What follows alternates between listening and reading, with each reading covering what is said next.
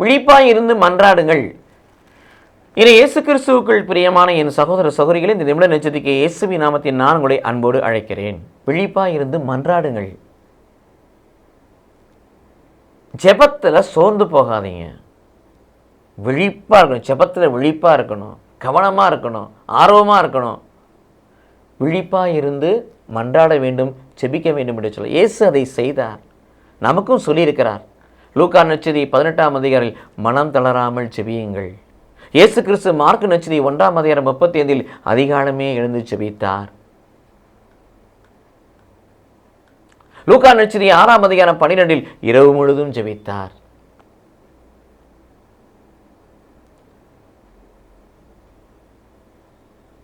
லூக்கா நற்செய்தி 5ஆம் அதிகாரம் 16 பகல் வேளையிலும் ஜெபித்தார். லூக்கா நற்செய்தி 9ஆம் அதிகாரம் 18 மாலை நேரங்களிலும் ஜெபித்தார். ஆலயங்களில் ஜெபித்தார்.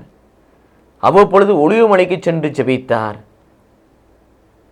அவருடைய வாழ்வு ஜெப வாழ்வாய் இருந்தது. பணியை தொடங்குவதற்கு முன்பதாகவே 40 இரவும் 40 பகலும் உண்ணா நோன்பு இருந்து ஜெபித்து தான் பணியை தொடங்கினார். ஜெபம் இல்லாதபடி அவர் பணி செய்யவில்லை. தந்தையோடு உறவாடாதபடி அவர் பணி செய்யவில்லை. ஜெபம் என்பது கடவுளோடு பேசுவது, இறைவார்த்தை கடவுள் நம்மோடு பேசுவது. ஆக இந்த ஜெப அனுபவத்தை பெற்றுத்தான் கடவுள் இந்த பூமியிலே ஊழியம் செய்தார். நம்முடைய வாழ்வும் அப்படி இருக்க வேண்டும் என்று சொல்றார். இயேசுவை போல இன்னும் எபேசியர் 6:18 வாசிப்பது போல தேவ ஆவியால் ஏவப்பட்டு எந்த வழியிலும் ஜெபியுங்கள்.